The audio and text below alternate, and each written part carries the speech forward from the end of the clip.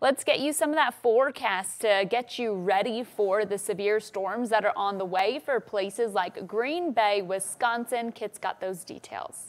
Yeah, Taban, Green Bay is within the risk for severe weather today and a lot of Wisconsin as well. Now, just over the last 24 hours, we have seen some pretty significant severe reports around places like Nebraska, the Tri-Cities area, Kearney, Grand Island, Hastings, right through that core of south central Nebraska. We saw numerous large hail reports, even a lot of wind reports. And right there in Lancaster County, you see that red little, the edge of that red dot. That was a tornado that was reported just outside of the Lincoln Metro. Now, take a look at some of these hail pictures here out of the National Weather Service Hastings area.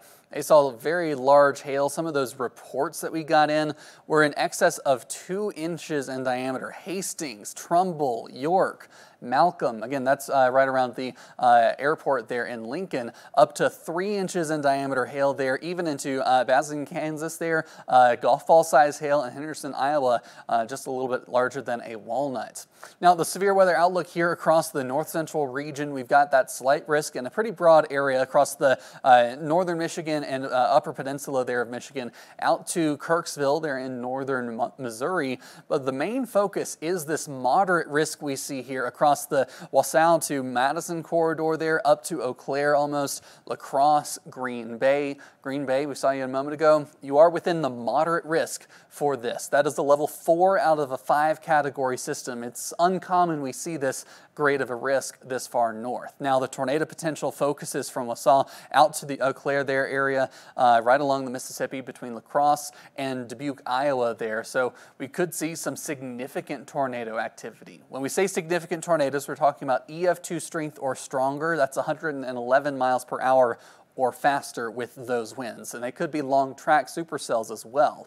The other side of this is the wind threat. We've got a 45% wind threat here across Green Bay through Madison, the Wausau area as well. The potential for significant wind gusts, upwards of 74 miles per hour winds. So that's going to be very fast winds. Also hail upwards of 2 inches in diameter. So all of the major threats of severe are present. Of course, there's going to be very frequent lightning with those thunderstorms and a flash flood threat as well. So let's time that out for you. Here we are about 3 o'clock Central Time. We'll see maybe some clusters of thunderstorms moving to the Wasau area. Of course, this is just one model run showing where a possible path for some of those thunderstorms is, but look at the intensity, the darkness there of these reds and burgundies. That's going to be very heavy rainfall, indicating that we're likely seeing some vigorous updrafts, and if those are rotating, that's where we get that chance for those tornadoes in there. As this moves out by early Thursday morning, we're basically going to be clear for the Great Lakes as this begins to shift out towards the northeast. But like I said, we do still have that chance for excessive rainfall, a slight risk for flash flooding here across southern and central Wisconsin over the next couple of hours today. So Green Bay, your next few days, you're looking at temperatures taking a dive, actually feeling a bit cooler after those temperatures have been so warm. Thank you, Taban. Of course, we are keeping an eye on that situation across the northern and central U.S. And Tim, looks like you're getting a little bit of rain out there. You're out in Postville, Iowa. Tell us what you're looking at right now. Yeah, I'm looking at a wet just about everything. We had one storm just blow up on top of us. This is the second one that's formed. We are going south out of Decorah, and that was the storm that's in extreme northeast Iowa right now. I'm in Alameda, Iowa, in Postville, which is back behind me. So here's the deal. We're working back to the east on Highway 52, eventually trying to cross the Mississippi River and get to Prairie du Chien, Wisconsin. Then from there, we're going to readjust. So finally, we're getting some breaks of sunshine ahead. So we finally cracked through all the cold and cloudy, the cool side of the boundary, and we're on the warmer side of the boundary. We're just really right on it here. But we've kind of had a southerly wind, so we've got that moisture pumping in. But you know, if I was out and I was really storm chasing and not reporting on what's going on, I'd be more to the northeast because that's where those back winds are. Of course, that's in the moderate risk area. So let's get to that, Kit, and take a look at the bigger picture. Look at all the cloud cover. That's where I've been all morning long into the early afternoon, is on that thick cloud cover. That's on the cool side of that boundary. Now I'm just on the boundary. It's just an extreme northeastern Iowa, Alameda County. The next county over is Wisconsin, and whether you're east of Prairie du Chien or up towards La Crosse. But let's take a look at that moderate risk. We've been upgraded by the Storm Prediction Center. At least I shouldn't say we, because I'm still in the enhanced risk, which is a 3 out of 5 on the threat scale. But that red area, mostly all of it in Wisconsin, is 4 out of 5. Why is that? Because we expect a little more widespread severe weather coverage through Wisconsin over the next couple hours. That includes a chance for a tornado or two that could be on the strong side. The conditions seem to be coming together quite favorably to have at least a couple tornadoes in this area. But with that could always be also be large hail and damaging winds, and that's what we're watching over the next couple hours. And with that, let's put the forecast in motion as we go over the next few hours. And things are getting going a little earlier than they normally do when we talk severe weather. Of course, that's not uncommon on bigger days like this. When I say bigger, I mean a little more widespread severe weather activity. But again, through the rest of the afternoon into early evening, we'll see that line of severe weather race from Iowa, Minnesota, Wisconsin area, all the way through central Wisconsin, southern Wisconsin, and eventually crossing the Lake Michigan area, and eventually, if it holds together, over to Michigan. But Kit, come back in here and join me again. You're no stranger to severe weather. Let's talk terrain, because you see a lot of hills behind me. This makes tracking storms and being in the right location and spotting very, very difficult because of the trees, the hilly locations. So that means when viewers if they live in this area and they get a warning, whether it's a tornado warning or a severe thunderstorm warning, to get to shelter immediately, because standing out your front porch, it's never a good idea. It certainly isn't a good idea when you're dealing with terrain like this. And now, Tim, we got about a minute left. So with some of these thunderstorms that are rolling through in this part of the country, it's not often that we see a moderate risk. So what are some things we should remind people of keeping considered the next several hours? Well, keep in mind these storms are going to be moving quite quickly. We have quite a lot of energy in the upper levels of the atmosphere. The upper level winds are quite strong. They're driving these thunderstorms, and that'll make them move quite quickly. So again, that just reinforces what I just said a few moments ago, and that is to heed the warning time and take it seriously, because the faster the storms move, the less time you have to react. So, Kit, that's why I wanted to say is if you get a warning, get to shelter immediately. Of course, our field meteorologist Tim Jones joining us. Thank you so much, Tim, for all of your reporting. We'll be checking back with him throughout this afternoon, and of course we'll be covering those storms right here on Weather Nation. If you missed the Viper coverage, you can catch those warnings scrolling at the bottom of your screen. For now, though, we'll send things out to the Central Regional Forecast.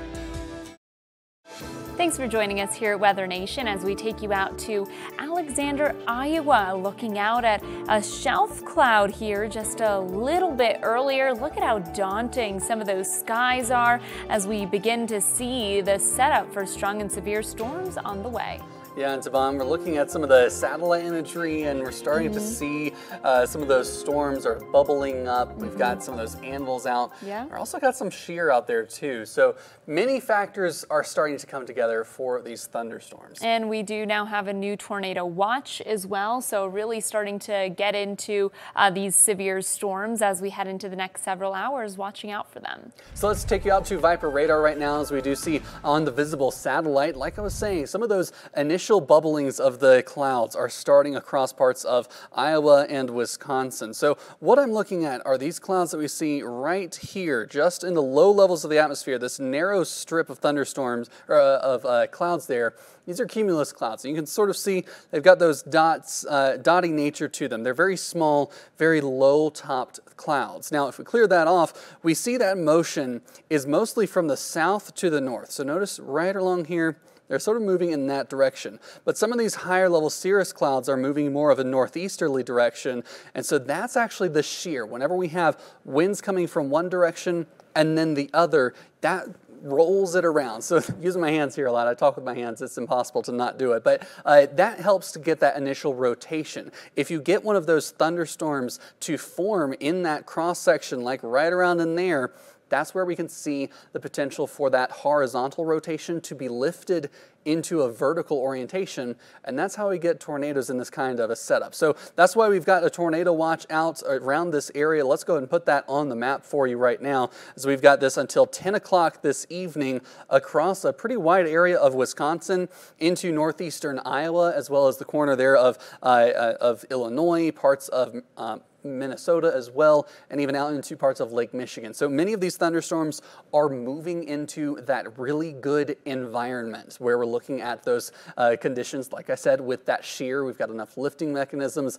And the thing is, we also have a lot of warm temperatures in this area as well. Let's take a look at some of these temperatures around here. We'll take off that watch for now. Oshkosh, you're sitting at, well, I probably hit the lake right there on that one, but Oshkosh is sitting probably in the 90s right here in that county. Yep, 90 degrees there. Green Bay, you're sitting at 91 degrees. Dubuque at 90. Madison at 90.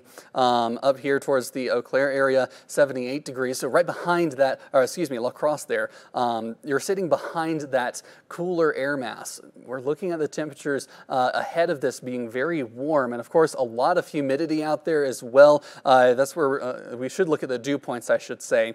The dew points in the 70s in these areas. So that's a lot of moisture, and of course if you've got a cooler temperature, the humidity is going to be higher. A warmer temperature with a cooler dew point, you're going to have that greater spread. So all of these factors basically to say we've got a really significant threat for severe thunderstorms here across the north central United States today, and we want you to stay here with us on Weather Nation as we're going to be covering this over the next several hours here, not only this afternoon, but possibly even into the overnight hours. As we take a look on the broad picture, we see just a couple of areas where we've got some of those showers there and thunderstorms, some even up into the Montana area, but also out towards the Carolinas. I want to take you down towards the southeast right now, as we see in the southern Appalachians, a few thunderstorms starting to roll off the mountains there. This is into an area where we might see some severe weather later on into the afternoon. We can take a look at that day one outlook from the Storm Prediction Center. We see we've got that slight from